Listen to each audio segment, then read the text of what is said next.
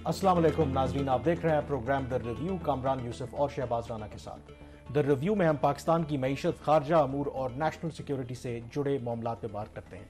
अगस्त 2021 में जब अफगान तालिबान की अफगानिस्तान में वापसी हुई तो उस वक्त पाकिस्तान के खास करके जो सरकारी हलके हैं उनमें ये तवक्को थी कि अफगान तालिबान के इक़्तिदार में वापस आने के बाद पाकिस्तान के जो सिक्योरिटी कंसर्न्स हैं अफगानिस्तान को लेकर के खास करके कलदम तहरीके तालिबान पाकिस्तान हो या दूसरे दहशतगर्द ग्रोह हो, उन कंसर्न्स को एड्रेस करने में मदद मिलेगी, क्योंकि आमतौर पर तासुर यह था कि अफगान तालिबान के पाकिस्तान के साथ ताल्लुकात बहुत अच्छे हैं, तो एक फ्रेंडली गवर्नमेंट अफगानिस्तान के अंदर पाकिस्तान के जो मफादात हैं उनके लिए बेहतर होगी। लेकिन तवक्कुआत के बरक्स जाहिर है कि उस वक्त भी जो बहुत से नक्काद थे, बहुत से क्रिटिक्स थे, उन्होंने ये खबरदार किया था कि अफगान तालिबान की इक़्तिदार में वापसी पाकिस्तान के लिए नुकसानदेह साबित हो सकती है, क्योंकि इससे कलदम तहरीके तालिबान पाकिस्तान जैसे ग्रोह दोबारा मजबूत हो सकते हैं और पाकिस्तान के लिए सिक्योरिटी के लिए एक बहुत बड़ा चैलेंज बन सकते हैं। और अब कुछ ऐसी ही सूरत हाल है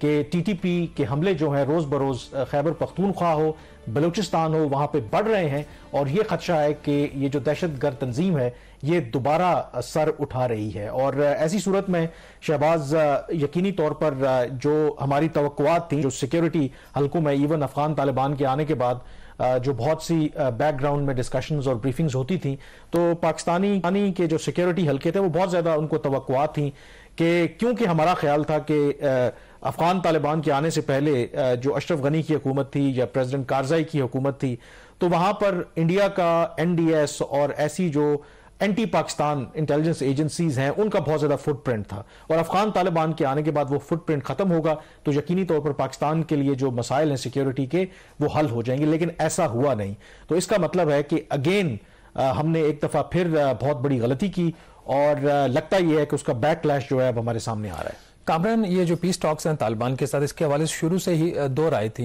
एक ग्रुप ये कह रहा था कि नहीं, माजी का जो तजर्बा है इनके साथ आप डील नहीं कर सकते। वो 2005-2006 में भी जो पीस टॉक्स हुई, उस वक्त जो मुआहदे हुए, उसकी एग्जांपल देते थे कि ये वक्ती तौर पर ये जो टेरर ग्रुप से अपना ये काम निकालते हैं, अगर वीक पोजीशन के ऊपर हैं तो वो अपना गेन करके दोबारा स्ट्रांग होते हैं और स्ट्रांग होने के बाद फिर अटैक करते हैं। दूसरा ग्रुप ये कह रहा था कि नहीं, इनके साथ आपको बात करनी पड़ेगी, मुज़ाकरात ही इस चीज़ का हल है, क्योंकि इसके अलावा कोई चारा नहीं था रियासत पाकिस्तान के पास। प्रिवेल किया उस ग्रुप ने जिनका ये ख्याल था कि मुज़ाकरात होने चाहिए। मुज़ाकरात हुए और हमने इसी प्रोग्राम में ये कंसर्न शो किया था कि कहीं ऐसा ना हो कि फिर दोबारा वही कुछ केपी में, खैबर पख्तूनख्वा में होना शुरू हो जाए जो पहले माजी में होता रहा। बड़ी मुश्किल से पाकिस्तान ने बड़ी कुर्बानियां दी हैं, माली तौर पर, जानी तौर पर। फौज पाकिस्तानी सिविलियंस ने, फौज पाकिस्तान का जिक्र आता है, उसके साथ जो सिविलियंस हमारे मारे गए उन इलाकों में, उनका कारोबार तबाह हो गए। अब सूरत हाल इस वक्त ये है कि सवात और जो बाकी सेटल इवन जो एरियाज हैं खैबर पख्तूनख्वा के, वहां पर भी काफ़ी सीरियस प्रॉब्लम्स आना शुरू हो गई हैं। कुछ इस किस्म की भी इतलात आ रही हैं कि इन टेरर ग्रुप्स ने कुछ जगहों पे अपने चेक पोस्टें भी कायम की हैं। कुछ इस किस्म की भी गैर मुसद्दक़ा अभी तक इतलात आ रही हैं कि इन्होंने वहाँ पे लोगों से कुछ, इन्होंने वहाँ से वो तावान भी लेना शुरू कर दिया है। कुछ सरकारी मंसूबों के वाले से भी बात हो रही है कि उनसे भी डिमांड की जा रही है कि अगर आपने यहाँ पे प्रोजेक्ट्स करने हैं, गवर्नमेंट है, इवन ये इतलात हैं कि वहाँ पे कई जो वुज़रा हैं, जो बड़ी शख्सियात हैं, वो तालिबान को आप भत्ता कह लें, एक्सटॉर्शन कह रहे हैं, अपनी प्रोटेक्शन के लिए वो उन्हें देते हैं, वो धमकियां उनको दे रहे हैं। अब इसके अंदर जो सबसे बड़ा सवाल है कि ये जो अफगान टीटीपी की वापसी हुई है, क्या ये हमारी कोताही है या फिर जो मुज़ाकरात हमने टीटीपी के साथ किए उसका नतीजा है। अब 2 रोज पहले ये वजारत दाखिला की जो कमेटी है सेनेट की, उसमें इस मुद्दे पर बात हुई। तो जो नेक्टा है, नेशनल काउंटर टेररिज्म अथॉरिटी, तो वहां पर इस बात का इतराफ किया गया कि ये जो पीस प्रोसेस शुरू किया गया, ये जो गैर मुअय्यना मुद्दत के लिए सो कॉल्ड एक सीज फायर का ऐलान हुआ टीटीपी की तरफ से, इसको दहशतगर्द जो ग्रोह है इस्तेमाल किया है। जो सवात में इनकी वापसी हुई है, ये बाकी जगहों पर इनका फुटप्रिंट जो बढ़ रहा है। तो अगेन माजी से हमने सबक नहीं सीखा। इससे पहले हम प्रोग्राम में पूरी एक टाइमलाइन दे चुके हैं कि 9/11 के बाद जब जब पाकिस्तान ने इन दहशतगर्द तंजीमों के साथ जो भी मुआहदा किया, उसका अल्टीमेट नतीजा ये निकला कि वो ग्रोह पहले से ज्यादा ताकतवर बन के उभरे, और इस दफा भी बिल्कुल ऐसे हुआ है। अब इसके अंदर जो सबसे अहम सवाल है कि देखें, अकाउंटेबिलिटी की हम बात करते हैं, एक चेंज ऑफ कमांड भी हुई है, इसमें कोई शक नहीं है कि जो पाकिस्तान की अफगान पॉलिसी है, जो टीटीपी को लेकर के जो पॉलिसी है, उसमें सिक्योरिटी एस्टैब्लिशमेंट का मरकजी किरदार है। تو 6 سال جو آرمی چیف جنرل باجوہ رہے, باجوہ ڈاکٹرن آپ اسے کہہ لیں, وہ پالیسی عمل پیرا رہی. اسی کے نتیجے میں اس وقت کے D G I S I lieutenant general Faiz Hameed نے براہ راست ٹی ٹی پی کے جو لیڈر ہیں ان کے ساتھ مذاکرات کیے, جس پر کچھ گورنمنٹ کے اندر جو لوگ تھے انہوں نے اعتراض کیا کہ آپ اتنی لیجٹمیسی ان کو کیوں دے رہے ہیں. اب کیونکہ چینج آف گورنمنٹ ہو گئی ہے تو میرا سب سے بڑا سوال یہ ہے کہ جو موجودہ آرمی چیف ہیں تو کیا وہ ان فیصلوں کی بھی اکاؤنٹیبلٹی کریں گے, ان کو ریویو کریں گے کہ کیا وہ فیصلے پاکستان کے قومی مفاد میں تھے جب ہم نے کیے. کیونکہ اتنا مجھے پتا ہے کہ ایک سینئر اہلکار جو افغانستان کے معاملے کو دیکھتے ہیں کہ جب یہ ٹی ٹی پی کے ساتھ مذاکرات کی بات چل رہی تھی تو انہوں نے اس بات پر اعتراض کیا تھا. انہوں نے کہا تھا کہ یس ہونی چاہیے کچھ جو ریکنسائلبل گروپس ہیں ان کے ساتھ آپ بات کر کے ان کو مین سٹریم میں لائیں اور مین جو گروہ ہے ان کو ویکن کریں, لیکن ہمیں براہ راست ٹی ٹی پی کے ساتھ مذاکرات نہیں کرنے چاہیے. ہمیں افغان طالبان کے ذریعے بات کرنی چاہیے تاکہ ہمارے پاس ایک لیوریج رہے. لیکن اس وقت اس نقطہ نظر کو نہیں مانا گیا اور آج ہمیں اس کا میرے خیال میں نقصان ہو رہا ہے. اور دو کہ جو نئے آرمی چیف ہیں جنرل عاصم منیر یہ ترا ویلی میں گئے بھی ہیں اسی ہفتے, اور وہاں پر انہوں نے ایک سٹرونگ سٹیٹمنٹ تو دیا ہے کہ جو ہم نے ایک ہارڈ ارنڈ یہ وار آن ٹیرر میں کامیابیاں حاصل کی ہیں, جتنی قربانیاں ہم نے دی ہیں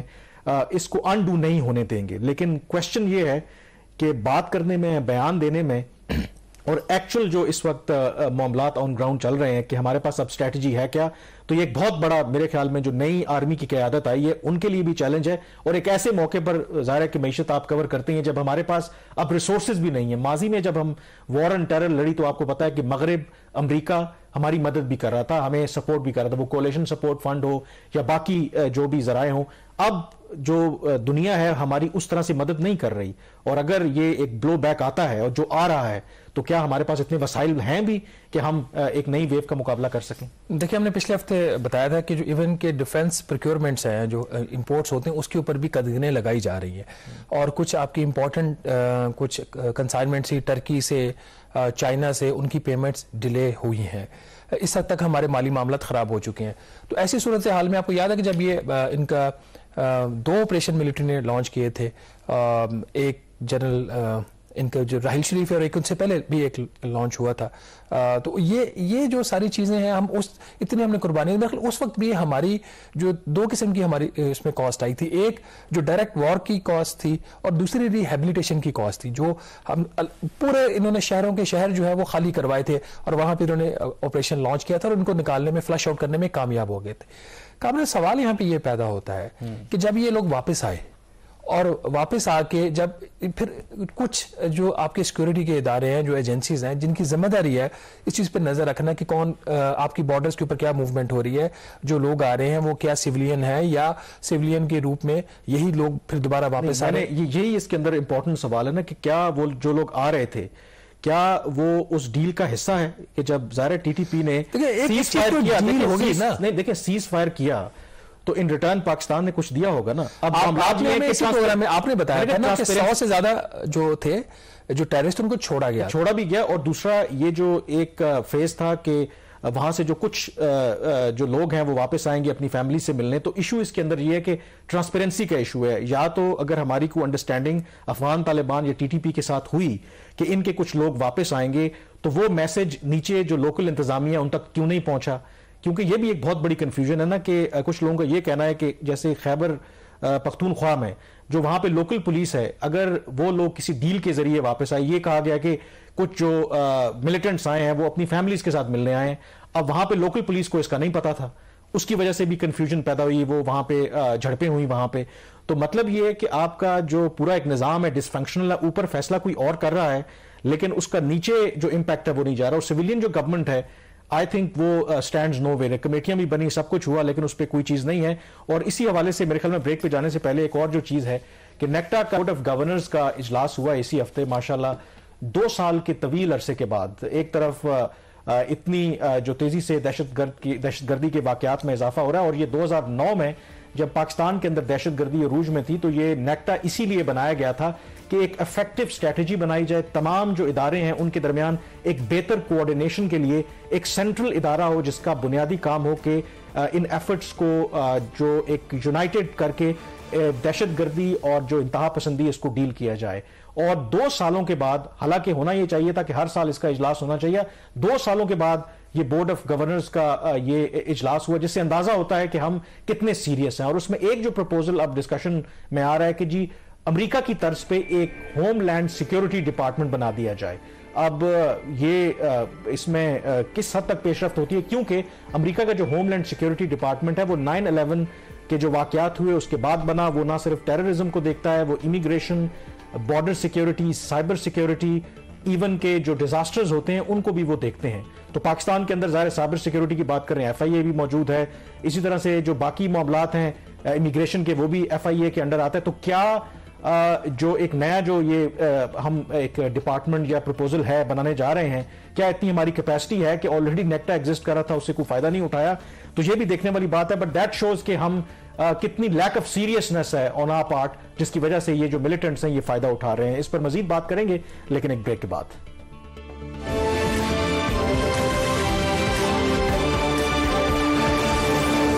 بریک کے بعد ایک دفعہ پھر آپ کو خوش آمدید کہتے ہیں. بریک سے پہلے بھی ہم بات کر رہے تھے کہ کیسے جو کالعدم تحریک طالبان پاکستان ہے اس کے جو دہشت گردی کے جو حملے ہیں اس میں حالیہ دنوں میں اس میں تیزی آ رہی ہے. انہوں نے جو سیز فائر سو کالڈ ایک اعلان کر رکھا تھا اس کو بھی ختم کر دیا ہے.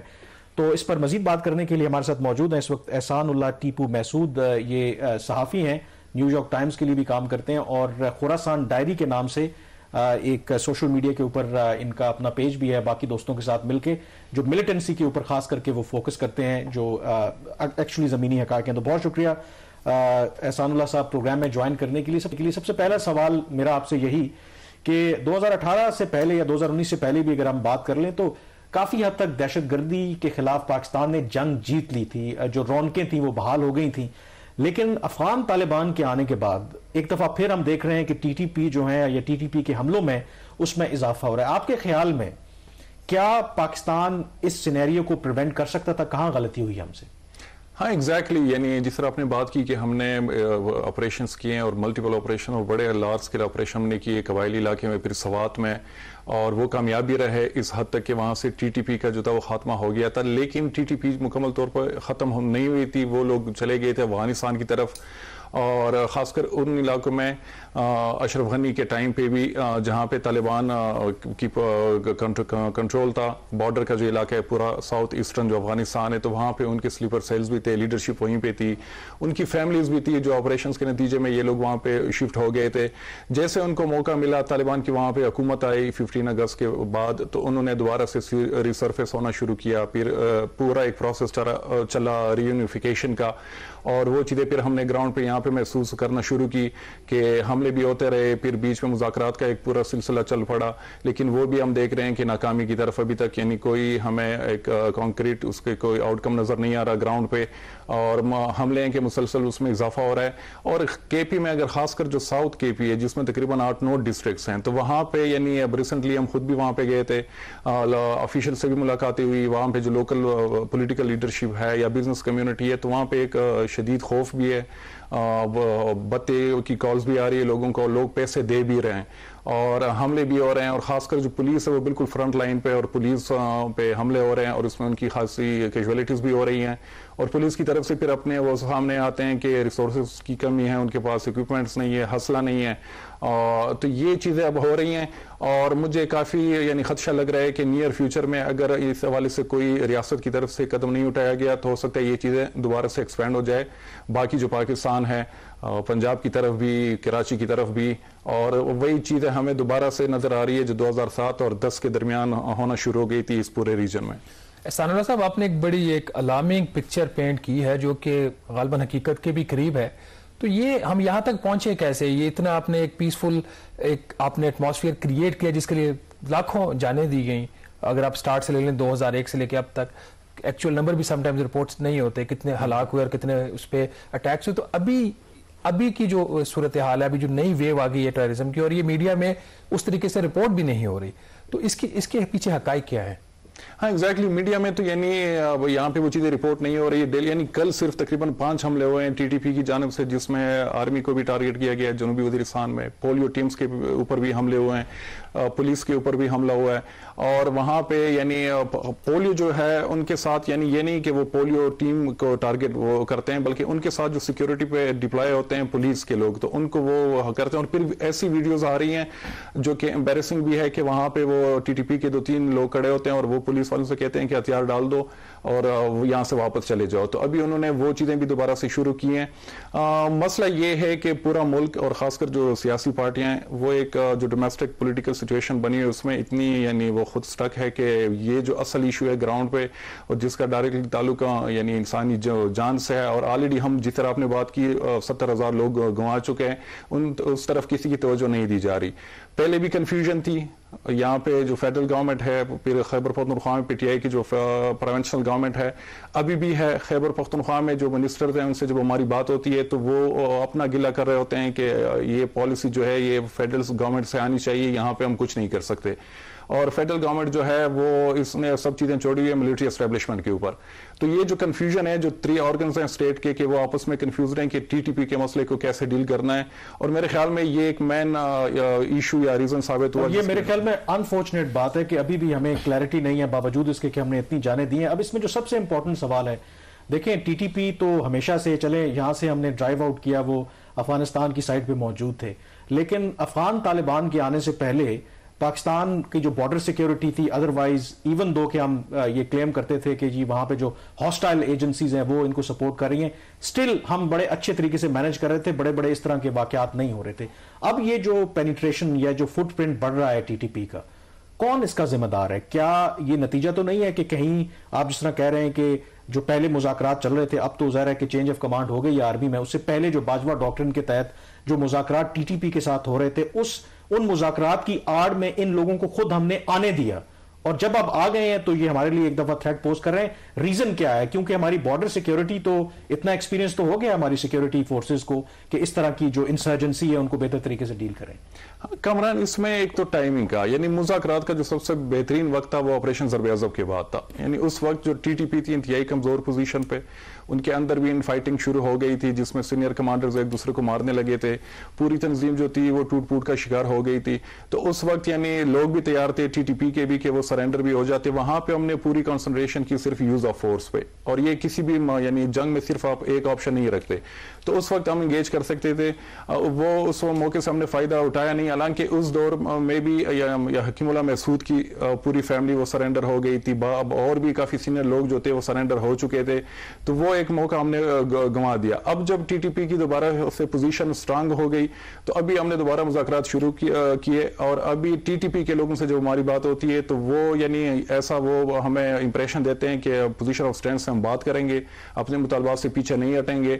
اور اس پورے معاملے میں یعنی ہماری انفارمیشن یہ ہے کہ امارت اسلامی افغانستان میں جو طالبان کی گورنمنٹ ہے وہاں سے ان کو سپورٹ مل رہی ہے, اور اس پورے پروسیس کو میڈیٹ بھی کر رہے تھے. اور ایک اور غلطی جو ابھی وہ چیز سامنے آ رہی ہے کہ ان مذاکراتی دور میں ہم نے پشتوں میں جرگہ میں ایک ورڈ یوز ہوتا ہے کہ آپ کسی کو اختیار دیتے ہیں کہ آپ ہماری بیہاف پہ فیصلہ کر سکتے ہیں. تو کہتے ہیں کہ وہ بھی پاکستانی گورنمنٹ کی طرف سے افغان طالبان کو وہ اختیار دیا گیا تھا کہ TTP کے ساتھ آپ ہمارے بیہاف پہ فیصلہ کر سکتے ہو.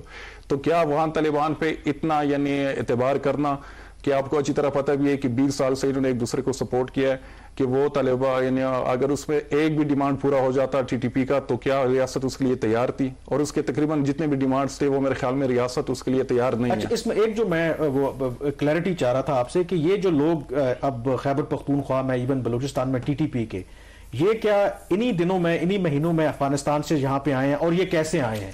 کیا پارٹ آف دا ڈیل تھی, یا ہمارا جو بارڈر سیکیورٹی کا نظام ہے کیا اتنا ایفیکٹو نہیں ہے؟ کیونکہ اس میں بڑی کلیئرٹی ہے, یا یہ پاکستان کے اندر ہی یہ کہیں چھپے ہوئے تھے اور جیسے ہی افغان طالبان اقتدار میں آئے ہیں تو یہ امبولڈن ہوئے ہیں اور یہ اب سامنے آنا شروع ہو گئے ہیں. ہاں جہاں تک بارڈر سیکیورٹی کی بات ہے وہاں پہ فینسنگ بھی ہوئی ہے, لیکن وہ صرف یعنی خاردار تار ہمیں زیادہ نظر آ رہی ہے, اور وہاں پہ جو آپ کو باقی سیکیورٹی کے میجر چاہیے وہ ہمیں نظر نہیں آ رہے. اس میں یعنی ایریل سیکیورٹی ہے, اور اس میں آپ نے ڈپلائمنٹ بھی زیادہ کرنی ہوگی, چیک پوسٹ جو ہیں وہ بھی یعنی اس میں بھی ڈسٹینس ہے. اور دوسرا یہ کہ یہ مقامی لوگ ہیں, ٹی ٹی پی کے جو لوگ ہیں مقامی قبائلی تو ان کو پتہ ہے کہ کون سے راستے سے ہم آر پار جا سکتے ہیں سرحد کے, تو وہ اتنا یعنی مجھے نہیں لگ رہا کہ وہ کوئی بڑی رکاوٹ ہوگی ٹی ٹی پی کو یہاں آنے میں. ہاں دوسری بات یہ جو اتنی بڑی تعداد میں یہ لوگ کیسے آئے, وہ یعنی ہماری معلومات یہ ہے کہ مذاکرات کے سلسلے کے نتیجے میں کہ ٹی ٹی پی کی طرف سے ایک مطالبہ رکھا گیا تھا کہ پاکستان سے ڈیلیگیشنز آ رہے ہیں افغانستان, تو اب ہمیں بھی اجازت دی جائے کہ ہمارے لوگ بھی پاکستان آ جائیں اور یہاں پہ ان کی فیملیز بھی ہیں اور فوتگیاں ہوئی ہیں, تو ہم بھی اور علاقے میں اپنی ایکسیپٹیبلٹی بھی چیک کریں اور اس کے نتیجے میں یہ لوگ واپس آئیں. ہاں پاکستانی ریاست کی طرف سے ایک شرط رکھی گئی تھی کہ یہ لوگ ان آرمڈ ہوں گے, ہتھیار نہیں ہوں گے, لیکن یہ ہتھیار سمیت آئے اور یہ بھی شرط تھی کہ یہ لوگ واپس جائیں گے. اب وہ واپس نہیں جا رہے. ابھی جو گراؤنڈ کی سچویشن ہے وہ اتنی بڑی تعداد میں لوگ آئے ہیں ٹی ٹی پی کے, ان کی تشکیلیں ہوتی ہیں, تو ہر ڈسٹرکٹ کی طرف ان کی تشکیلیں ہوئی ہیں, جو ایک تشکیل میں 40-50 کے قریب لوگ ہوتے ہیں اور وہ وہاں واپس نہیں جا رہے. اور ٹی ٹی پی کی طرف سے جب ہماری بات ہوتی ہے کہ آپ احسان صاحب آپ جس طرح کہہ رہے ہیں یہ آئے نہیں, یہ لائے گئے ہیں اور بتا کے آئے ہیں جی کہ ہمارے وہاں پہ پرابلمز ہیں, فیملی سوشل ایشوز ہیں, تو جو لائے گئے ہیں جو وہ لوگ تو وہ کیسے اب واپس جائیں گے, نمبر 1. اس کے دوسرا یہ کہ آپ اس پہ آپ سمجھتے ہیں کہ کچھ گارنٹرز بھی تھے, جیسے آپ کہہ رہے ہیں کہ یہ بتا کے آئے ہیں, تو کچھ گارنٹرز تھے جنہوں نے اس بات کی گارنٹیز لی ہوں گی کہ نہیں یہ وہاں پہ پیسفل رہیں گے, اور اب یہاں پہ جو پاکستان میں ہونا شروع ہو گیا ہے, بتے لینا شروع ہو گئے, انہوں نے اپنی چیک پوسٹیں بنا لی ہیں, پروجیکٹس کے اندر بھی غالباً وہ اپنا حصہ شیئر مانگ رہے ہیں, تو جو گارنٹرز تھے وہ تھے کون, اور ان سے مطلب آپ سمجھتے ہیں کہ وہ اس چیز پہ انشور کروا سکتے ہیں کہ جو صورتحال پیدا ہوئی ہے اس کو ریورس کروا دیں؟ وہ گارنٹرز کی جہاں تک بات ہے تو اس معاملے میں کوئی بھی یعنی وہ اس کے لیے تیار نہیں تھا. ہاں افغان طالبان جو انٹائر پیس پروسیس تھا اس میں وہ خاص کر جو سراج الدین حقانی ہے انٹیریئر منسٹر بھی افغان طالبان کے, تو وہ گارنٹر تھا اس پورے پیس پروسیس کا, لیکن وہ ان کے پھر اپنی مشکلات بیچ میں آ گئی.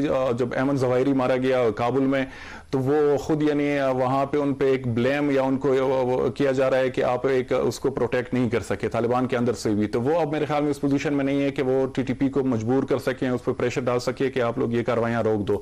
تو وہاں پہ انٹرنل اپنی پالیٹکس چل رہی ہے افغانستان میں بھی. اور جہاں تک گارنٹر تو اس وقت بھی ہے جب ڈیلیگیشن جاتے تھے جس میں قبائلی مشران بھی تھے, کچھ پولیٹیکل سینئر فیگرز بھی تھے, تو ان سے بھی جب ہماری بات ہوتی تھی تو وہ کہتے ہیں کہ ہمیں فورس کیا جا رہا ہے, حالانکہ ہم مزید اس کا حصہ نہیں بننا چاہتے کیونکہ یہ مسئلہ حل ہوگا نہیں اور کل ہمارے پیچھے یا ٹی ٹی پی کے لوگ پڑ جائیں گے یا پاکستانی حکومت کے. تو اور دوسرا یہ کہ جو سب سے بڑا گارنٹر تھا وہ اب ہے نہیں, یعنی وہ استعفیٰ دے چکا ہے, تو انہوں نے اس پورے پروسیس کو لیڈ کیا تھا. اب دوبارہ سے اب یعنی ہے کہ نئے آرمی چیف کے آنے کے بعد کوئی نئی پالیسی. میرے خیال میں یہی, بہت شکریہ احسان اللہ ٹیپو. اب یہی ہے کہ جو چینج آف کمانڈ ہوئی ہے, لیٹ سی کہ ایک پالیسی کا جیسے میں نے پہلے بھی کہا تھا کہ ایک ریویو کیا جائے گا اور کیا جو غلط فیصلے ہوئے ہیں ان کو درست کیا جائے گا, کیونکہ پاکستان اب افورڈ نہیں کر سکتا کہ ایک دفعہ پھر, کیونکہ ہم نے بہت بڑی قیمت ادا کی ہے دہشت گردی کے خلاف جنگ میں, اور اگر ان کو دوبارہ ہم الاؤ کریں گے تو پھر آئی ڈونٹ نو کہ پاکستان کا پھر کیا بنے گا. لیٹس ہوپ کہ جو ڈیسیجن کرنے والے ہیں وہ بہتر میرے خیال میں فیصلہ کریں گے. یہاں پہ بریک لیں گے اور بریک کے بعد کچھ تذکرہ کریں گے پاکستان کے جو معاشی امور ہیں.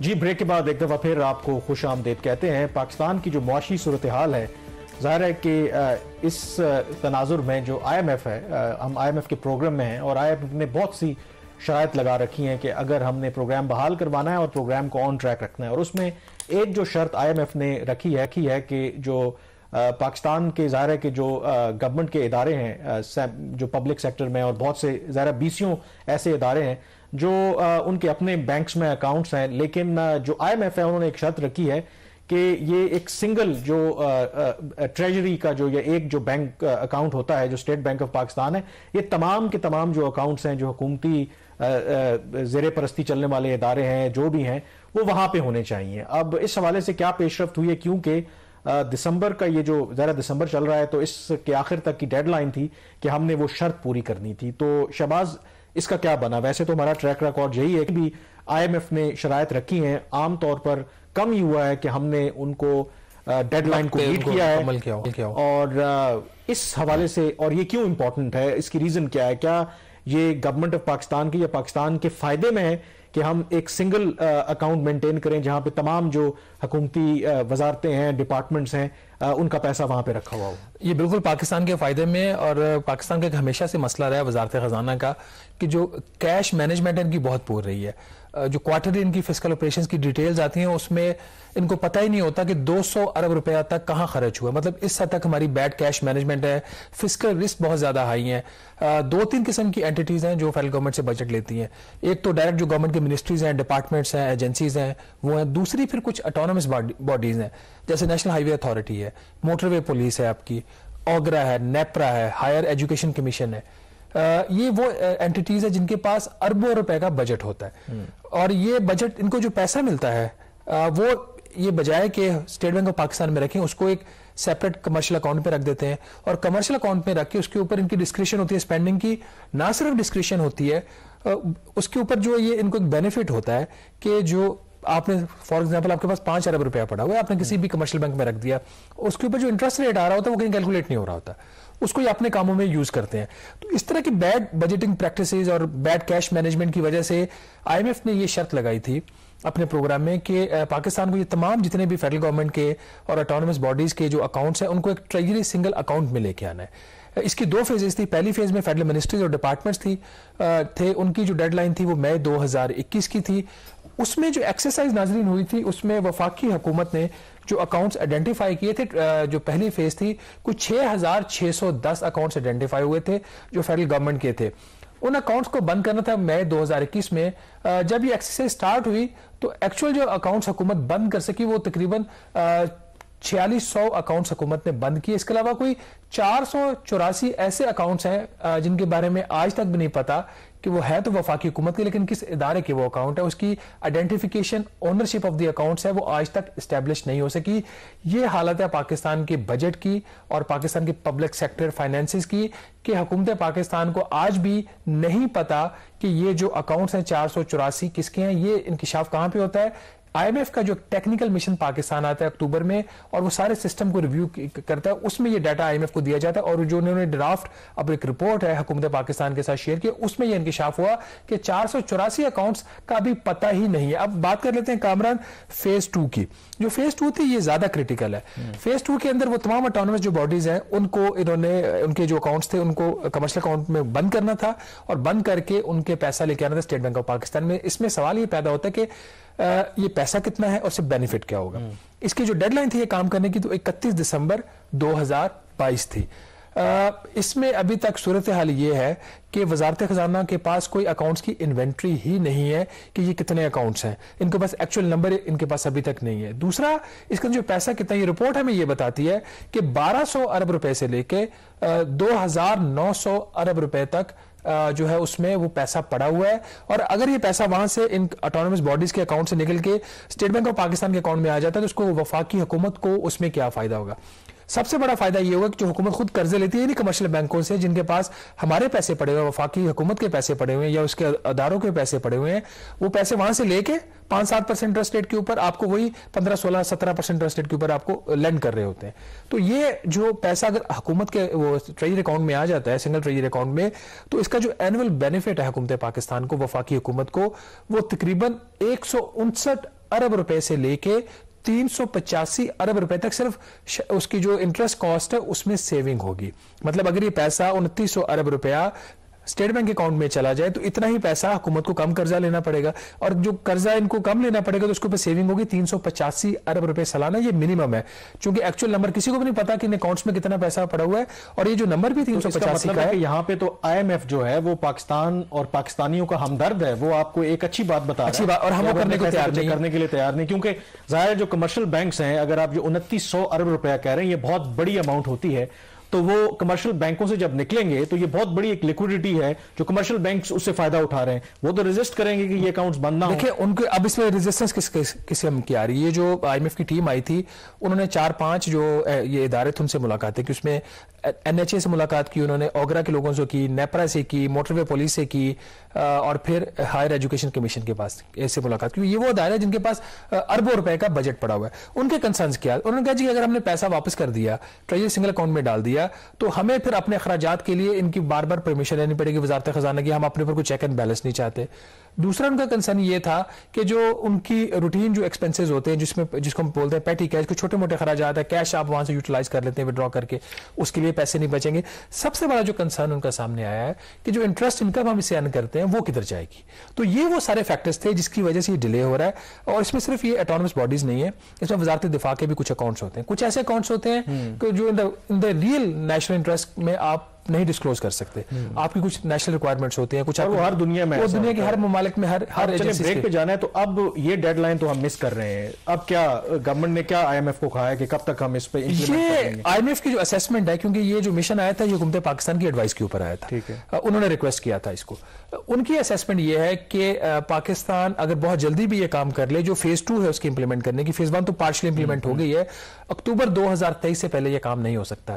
اور اکتوبر 2023 کا مطلب ہے شاید کبھی بھی نہ ہو. کیوں؟ کیونکہ جون 2023 میں آئی ایم ایف کا پروگرام ختم. لیکن جو پاکستان کی معیشت کے حالات ہیں, لگتا ہے کہ جون 2023 میں آئی ایم ایف کا پروگرام ختم ہوگا. ایک اور پروگرام ہمیں لینا پڑے گا. یہاں پہ بریک لیں گے, اور بریک کے بعد ایک اور اہم ڈیولپمنٹ ہوئی ہے, وہ ریکو دیک کے حوالے سے ہوئی ہے. بریک کے بعد اس پہ بات کریں گے. جی, بریک کے بعد ایک دفعہ پھر آپ کو خوش آمدید کہتے ہیں. ریکو دیک کے حوالے سے ایک اہم پیش رفت ہوئی ہے. ریکو دیک ظاہر ہے بلوچستان میں وہ علاقہ ہے جہاں پر سونے اور تانبے کے بہت بڑے ذخائر ہیں. اس کا ایسٹیمیٹ اربوں ڈالر یا اس سے بھی زیادہ کہیں لگایا جاتا ہے. تو اس حوالے سے جو بھی مائننگ کا جو کانٹریکٹ تھا 2013 اور یہ ڈسپیوٹ کی ہی شکل اختیار کرتا رہا, پاکستان کو پینلٹی کا بھی سامنا تھا, اس کو اب پاکستان اوائڈ کرنا چاہ رہا. اس حوالے سے جو کل ایک اہم پیش رفت ہوئی ہے, جو سپریم کورٹ آف پاکستان کی طرف سے جو پریزیڈنشل ایک ریفرنس کہہ لیں گے, جو مانگی گئی تھی کہ 2013 میں ظاہر ہے کہ اس کانٹریکٹ کو نل اینڈ وائڈ قرار دیا تھا, اور اس کے بعد پھر ایک آؤٹ آف کورٹ سیٹلمنٹ ہوا جو کینیڈین غالباً کمپنی تھی اس کے ساتھ, لیکن اس کی ایک شرط تھی کہ سپریم کورٹ دوبارہ کوئی ایشو نہ ہو. تو اس حوالے سے آپ کے خیال میں ڈو یو تھنک کہ اب ہم اس فیز کی طرف جا رہے ہیں کہ جب ہمیں ایک ڈالر کی ضرورت ہے, اتنا اہم ایک نیچرل ریسورس ہمارے پاس موجود ہے, کہ اب ہم بالآخر وہ ایکسٹریکٹ کر سکیں گے جو سونے اور تانبے کے ذخائر ہیں؟ یہ فوری نہیں ہوگا کامران. پہلا تو ابھی اس کا جو ایک سٹیج تھی وہ یہ تھی کہ آپ کو پتہ کہ جنوری 2013 میں جو اس وقت کی سپریم کورٹ تھی اور ان کے چیف جسٹس تھے, انہوں نے یہ جو معاہدہ ہوا تھا between the government of Balochistan اور جو ٹی سی سی ٹیتھیان کاپر کمپنی تھی, اس کے ساتھ جو معاہدہ تھا ان کو نل اینڈ وائڈ ڈکلیئر کر دیا تھا. اس کے بعد وہ جو کمپنی اور اس کی جو پیرنٹ فرم تھی اینٹوفاگسٹا, وہ انٹرنیشنل کورٹ میں جو centre for settlement of investment dispute ہے وہاں چلے جاتے ہیں, اور حکومت پاکستان کے خلاف ایک فیصلہ آ جاتا ہے جس میں $6 ارب کا پاکستان کے اوپر جرمانہ لگتا ہے. پھر انہوں نے آؤٹ آف کورٹ سیٹلمنٹ کی کوشش کی, اس میں طے یہ پایا کہ تمام جو معاہدہ اوریجنل تھا اس کو ری اسٹرکچر کیا جائے گا, اور ری اسٹرکچرنگ میں 50% جو شیئر ہولڈنگ ہوگی بیرک گولڈ کی ہوگی, اس کے پیچھے ٹی سی سی اور بیرک گولڈ اس کو مینیج کرے گی. باقی جو 50% ہے اس میں 25% حکومت بلوچستان کا اور 25% وفاقی حکومت کے 3 ادارے ہیں, ان کا او جی ڈی سی ایل کا, پی پی ایل کا اور ماری گیس کا ہوگا. اس میں طے یہ پایا کہ اس کی جو مین ایک پارٹی تھی اس کو $900 ملین ان کو پے کر دیا جائے گا سیٹلمنٹ ڈیل میں, وہ سائٹ پہ ہو جائیں گے اینٹوفاگسٹا, اور اس کے بعد باقی جو ہے اس کے ساتھ معاملات جو طے پائے ہیں اس پہ عمل ہوگا. اس کی ڈیڈ لائن یہ سارے کام کرنے کی ہے 15 دسمبر, اور 15 دسمبر کی ڈیڈ لائن اچیو کس کے لیے کرنی تھی؟ جو پریزیڈنٹ صاحب کا ریفرنس تھا اس میں دو انہوں نے سوال ریز کیے تھے. کیا یہ جو ہم نے سیٹلمنٹ ڈیل کی ہے $900 ملین پے کرنے کی, پلس اس کے علاوہ جو ہم نے دوبارہ نیا معاہدہ کیا ہے, کیا یہ 2013 کے فیصلے کی خلاف ورزی تو نہیں ہے؟ کورٹ نے جو کل ان کی فیور میں فیصلہ دیا ہے بڑی ایک فیوریبل ججمنٹ ہے کہ انہوں نے کہا نہیں یہ آئینی بھی ہے, قانونی بھی ہے, اور جو 2013 کی سپریم کورٹ کا ڈیسیژن تھا اس کے خلاف نہیں ہے. سیکنڈ جو ایک بڑا ہی امپورٹنٹ کویسچن تھا جو آپ کے فیوچر کو طے کرے گا اور پاکستان میں فیوچر کی جو سرمایہ کاری ہوگی اس کو طے کرے گا, انہوں نے سپریم کورٹ آف پاکستان میں وفاقی حکومت نے ایک انویسٹمنٹ پروٹیکشن بل بھی جمع کروایا تھا کہ ہم یہ جو معاہدہ ہوا ہے اس کے تحت ہمیں یہ ٹیکس ماراد دینی ہے جو بیرک گولڈ ہے اور اس پروجیکٹ کو, تو کیا یہ ٹیکس ماراد جو ہے یہ آئینی ہے, قانونی ہے, کیا یہ ڈسکریمنیٹری تو نہیں ہے؟ اس کے اوپر بھی ایک بڑا ہی فیوریبل ڈیسیژن دیا, اور میرے لیے خود یہ بڑا سرپرائزنگ تھا جس قسم کا یہ ہے. اس میں انہوں نے ایک چیز یہ کلیئر کی ہے کہ جو پاکستان ایک پریفرنشل ٹریٹمنٹ دینے جا رہا ہے بیرک گولڈ کو, اور رادر اس پورے پروجیکٹ کو, صرف بیرک گولڈ تو اس میں 50% ہے, حکومت پاکستان کا بھی شیئر ہولڈنگ ہے اس میں, تو وہ انہوں نے کہا جی کہ یہ کوئی ایکسکلوسیو آپ کو اسپیشل ان کو ٹریٹمنٹ نہیں دے جا رہے, یہ صرف ابھی آپ نے فار دا ٹائمنگ یہ کیا ہے کہ اس کو کوالیفائڈ انویسٹمنٹ کی آپ نے وہاں پہ ایک ڈیفینیشن ڈال دی ہے جو پرپوز بل ہے اس کے اندر, کہ جو بھی اس کا بینیفیشری ہوگا ان مراد کا, اس کا نام اس کیجول میں آ جائے گا. تو سپریم کورٹ نے یہ رول کیا ہے کہ یہ جو کمپنی ہے, جو نئی کمپنی بنے گی, وہ کمپنی پہلی بینیفیشری ہے, but it is not the last beneficiary. But انہوں نے ایک چیز میں اس میں ایڈ کر دی ہے کہ جو بھی سرمایہ کاری $500 ملین یا اس سے زیادہ ہوگی وہ اس کے لیے ایلیجیبل ہوگی. دوسرا نے کہا یہ ڈیل بھی آپ کی ٹرانسپیرنٹ ہے. تو لیکن ابھی یہاں پہ کہانی ختم نہیں ہوتی کامران, ان کو آگے اس قانون کو بھی پاس کروانا ہے, مائننگ ایکٹ میں بھی امینڈمنٹ کروانی ہے, اور بلوچستان اور سندھ حکومت سے انہوں نے کچھ اور لاز بھی پاس کروانا ہے. اگر ڈیلے ہوتا ہے تو پھر $4 ملین پر ڈے ان کو فائن مزید لگے گا. چلیں, بٹ لیٹس ہوپ کہ یہ جو مشکل مرحلہ تھا ایٹ لیسٹ طے ہوا, کہ سپریم کورٹ نے ایٹ لیسٹ انڈورس کر دیا جو بھی out of court settlement Pakistan نے کیا تھا. اور یہ بھی ہمیں سوچنا چاہیے کہ جو سپریم کورٹ ہے, ماضی میں ہم نے دیکھا ہے کہ وہ اوور ریئیکٹ بھی کرتی رہی ہے, اور اس کی وجہ سے پاکستان میں سرمایہ کاری کو نقصان پہنچا.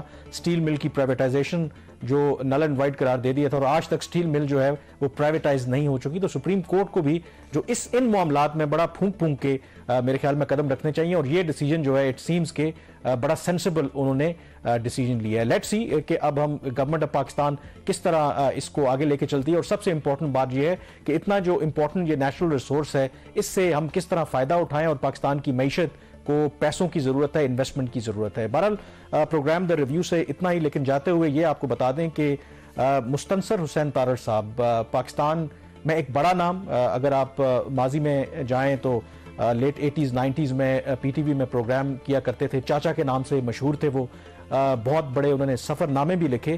ایکسپریس نیوز سے اتوار کے روز سے وہ ایک شو شروع کر رہے ہیں, کارواں سرائے, تو وہ دیکھنا نہ بھولیے گا. فی الحال ہمیں اجازت دیجیے پروگرام دا ریویو سے. اللہ حافظ.